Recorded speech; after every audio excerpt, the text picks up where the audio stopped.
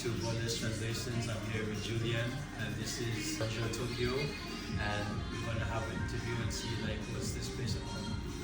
Hello, my name is Kendema. Nice again to meet you. Nice to meet you, Kendema. I'm Julian. Nice to meet you. Can you give us a little bit of introduction about yourself? Sure. I'm a French entrepreneur. I live in Japan. It's been since 2009. And from the start, I started to organize some French and also international events in Tokyo.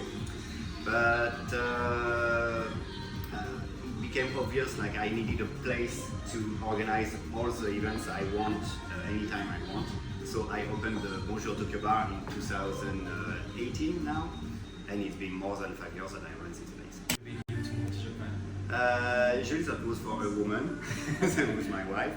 And so she's still my wife and we still together. So our first time coming to Japan, was there any difficulties adjusting to the new life? Yeah, because as a foreigner, there is always some cultural difficulties. Exchange which can be surprising for either for foreigners or for Japanese people. Just one French example, okay? French people, when we say hi, we usually kiss on the cheek, okay? For Japanese people, they don't have this culture of contact, because most Japanese of my network, they are used to French people and French culture, so sometimes it doesn't surprise.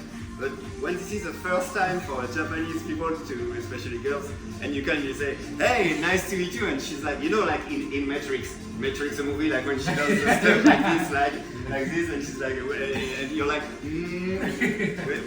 oh, hey, come back. So, yeah, sometimes there are those little incidents, but it's fine. I love it.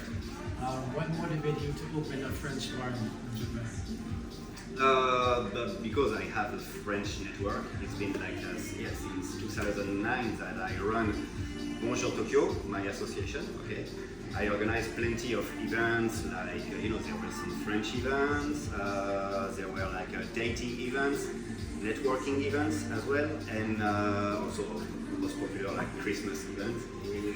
Christmas event, Halloween events, and it started to be very successful. I used to organize some dating events with 300 people, some Halloween events with 900 people, for example. But I told you, it's just a question of problem of schedule with all the clubs and all the bars. It's you ask them, hey, are you available to organize a party that day? And they're no, sorry. Sometimes you cannot organize parties. So I started to look for a space, and then I found that place. And it can be at the same time intimate here that to organize some small events, but it can be sometimes very crowded. I will tell you some stories later, but my motivation was to have my own space, because as you can see here, you got a schedule of all the events. Yeah, here actually, you got all the events I organize from Tuesday to Saturday. So I plan all the time what I want. That was my motivation. So how difficult was it to get the space here? Was there any special obstacles you had to overcome to own this space here? No, not really actually. When you want to open because I'm an entrepreneur, so I have a special status. Okay, so I came to City Hall, and you just have to register yourself. When it's just you go to agencies to find some places, you go to meet them and you ask for some space. They show you some places. And the only thing basically you have to do is to register yourself at the City Hall, register yourself at a police station to say, hey, I'm going to open a bar, and then that's it. So after it's a lot of other administrative details, but we accept that. No, it wasn't difficult. My only worry, I wanted to be around Yamanote line, and first I visited Ikebukuro. When I visited, it was in the Yakuza Chinese mafia area, so I was no, I'm not gonna. Then I checked Otsuka, Sugamo, and then I found that place. It was full of one of the story I wanted to tell you. I'm gonna make it quick, but before there was a lot of sofa stuff and everything, and tables, and the agency told me it was an izakaya before. And inside of the sofa, I found a sexy panty. I came to the agency like, sorry, what kind of izakaya was that? You know? And they checked again, and it was a girl's bar, a hostess bar before, for 27 years. And the panty is just on the Pikachu up there, yeah, as a memory, as a trophy, as a memory. So, yeah, so that was the place before. Comparing like the drinking culture from France and Japan, like, is there any significant like differences? There are a lot of drunk people in Komagumi. There are a lot of people who drink a lot, especially some Japanese people I know around this area. But usually, like, how can I say? I'd say generally that French people and international people coming here drink more than Japanese people. Usually, I can have some Japanese people coming here. You know, they don't stay all night, all the evening. They take one soft drink and they spend their night like this. You know, yeah, they don't have a big drinking culture, especially my people. But yeah, sometimes it depends. I'd say it depends. You know, sometimes you get some people who come to drink a lot. Like, it can be Japanese, can be French, can be international. But sometimes you get some people that don't drink a lot. It's fine. You know? As long as you take one drink or two drinks, it's fine. So what was the initial reception when you opened this bar? The first day was F crazy. Sorry, I'm not gonna make some bad words, but it was crazy because perfect timing. The first day of the opening of the bar was the first day of World Soccer Cup in 2018. And the first day of the opening of my French bar is the game France-Australia.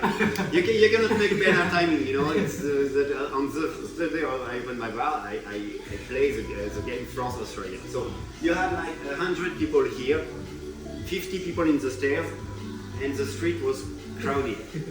I mean, you know, my neighbors who live around here, suddenly they check by the window and they're like, what's the F? It's Lopongi here now, you know, there are a lot of foreigners, a lot of Gaikokuchin inside, well, what's going on?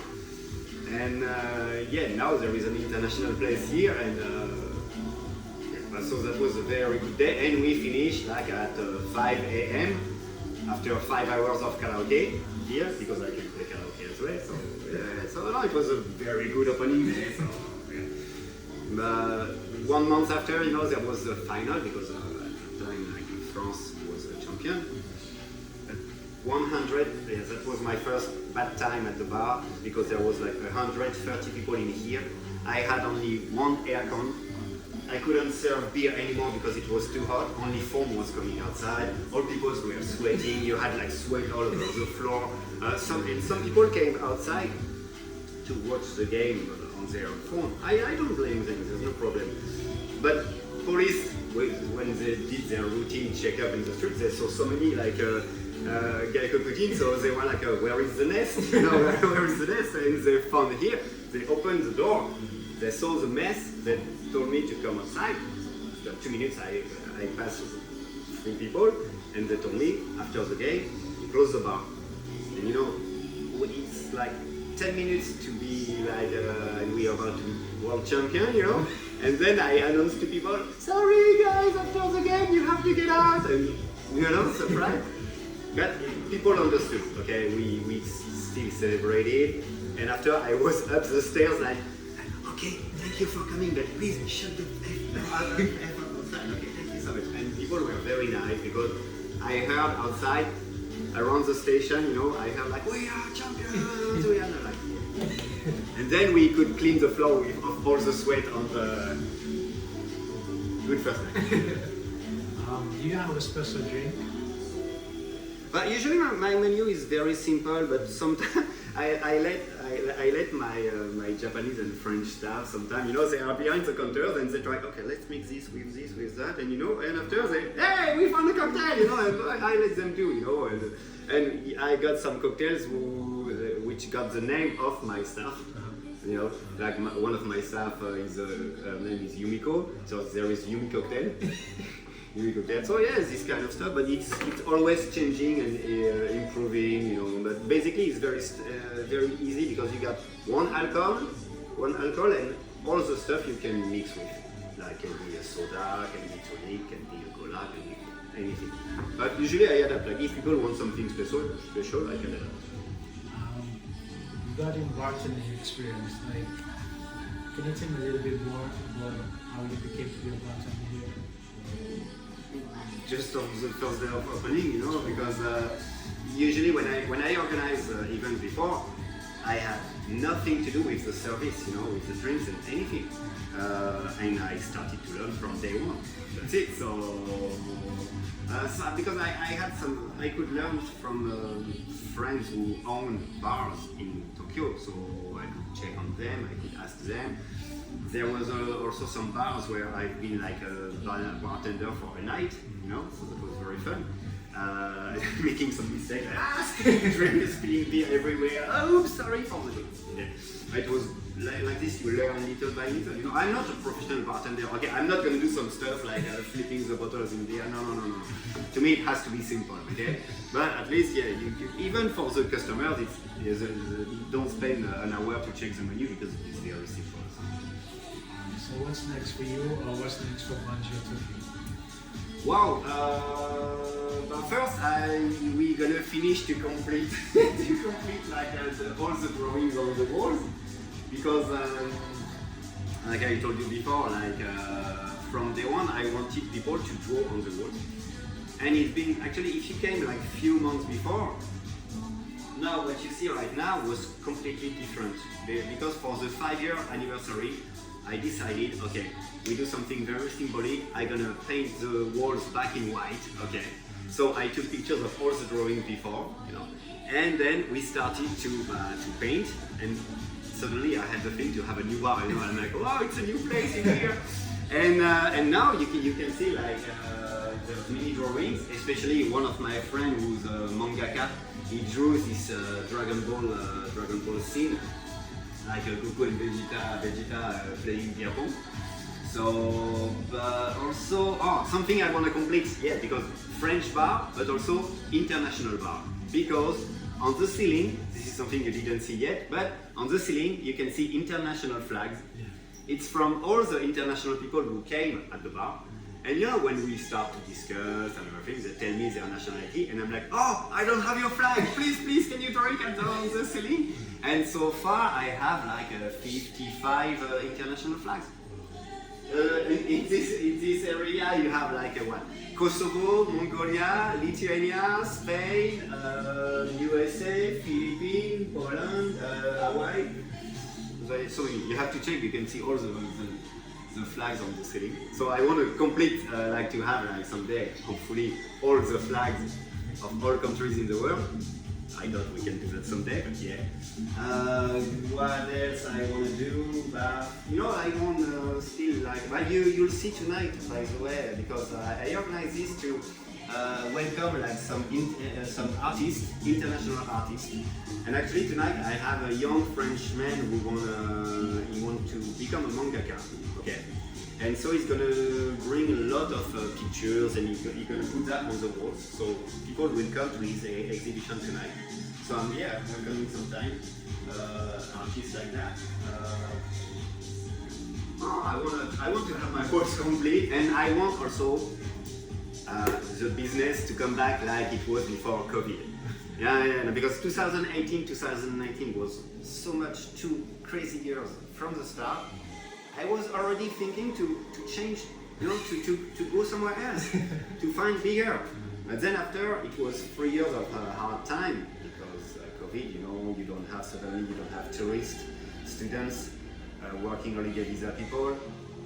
It's like 50% of the customers less, you know, so I want to complete this. I want to have the same good business as before. And then I don't know, someday I will change place. We'll see that. Last question.